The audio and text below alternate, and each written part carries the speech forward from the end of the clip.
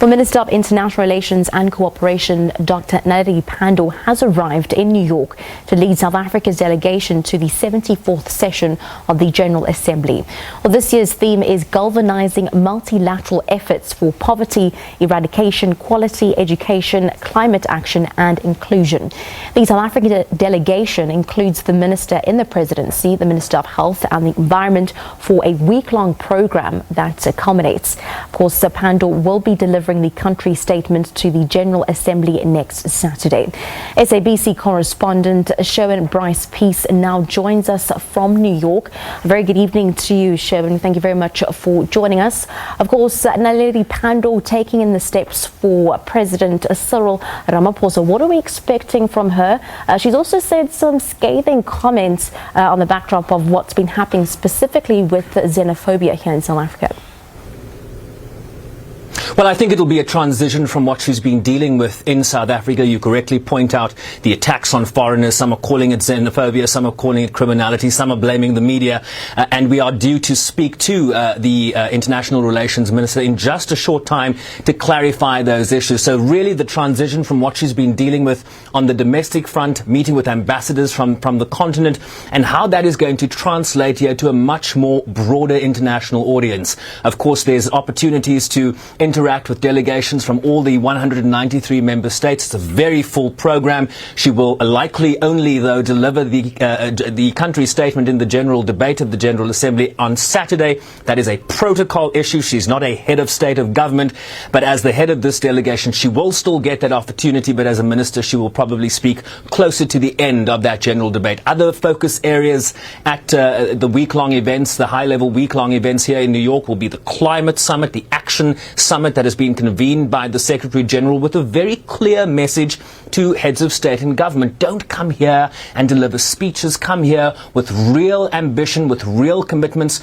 They're calling specifically for no new coal-powered stations to be developed from 2020. That is a big ask, particularly of countries in the developmental context, countries like South Africa that are still investing in coal-powered power stations. There's also been a call for carbon-neutral economies by 2050. And so we've got the Paris climate change agreement as a basis for this, but it does not provide the necessary ambition that is required to mitigate the effects that we are seeing on climate change. So climate change, another big focus of the South African delegation, and then a number of issues that speak to the African Union's Agenda 63, the call for the silencing of the guns by 2020. We are seeing some positive developments in countries like the Democratic Republic of Congo.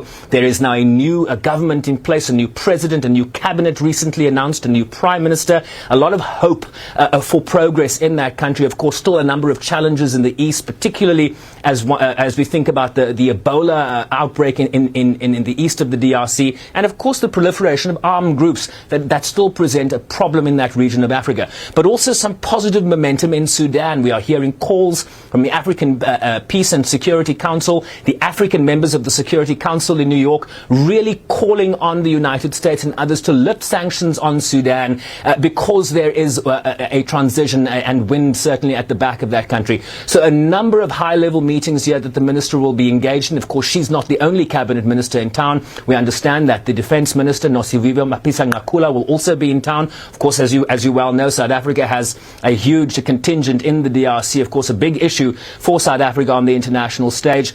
Barbara Creecy, the Minister of Environment, Forest and Fisheries, she will deliver the country statement at that climate change summit. The minister in the Presidency, Jackson Mthembu, is here, and he said some very interesting things about the media in recent days, so hopefully we'll be able to have a chance to engage with him. So as you see, there's a lot going on in New York over the next few days. Yeah, sure. And she's also said to participate in the two Security Council ministers on peace and security in Africa. What do we think we can be expecting from that end?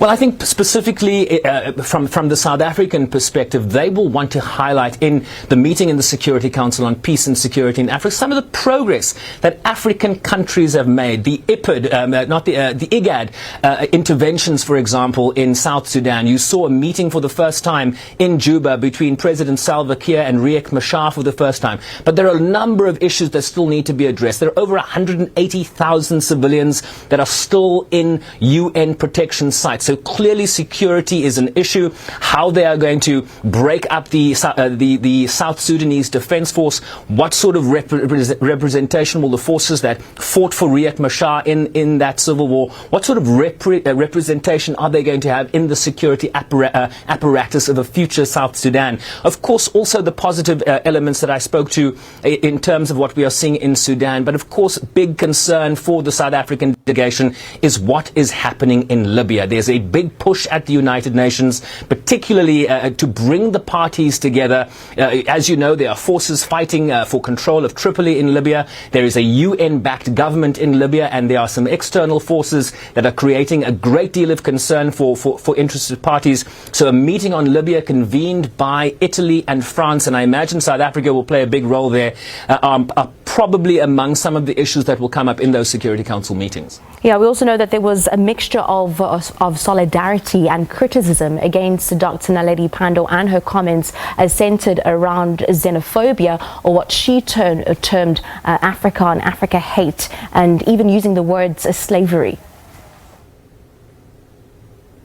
Well, she also made some very pointed remarks about the role of the media in representing what was going on in South Africa. There's this big debate between whether it was purely xenophobia. Of course, if we look at some of the fatalities in those numbers, a number of South Africans were caught up in the melee. So there is a debate about the messaging that South Africa, particularly their envoys that are traveling to different African countries, what is the message that South Africa really wants to deliver? In one point, they're talking about criminality. In another area, they're talking about xenophobia. And in another place, they're talking about the role of the media. So what we want to get from the minister when we speak to her in just a few minutes here is really clarity on what the South African position is and how we are going to move this process forward. So a lot to discuss. And my understanding is that interview will be broadcast just after 8 p.m. your time. Definitely. Sherwin Bryce-Pease for SABC News, taking us through what we can expect, as he will be in conversation with Dr. Naledi Pandor in just a bit. We're expecting that just after 8 p.m. Central African time. For now, though, let's have a recap of your evening headlines.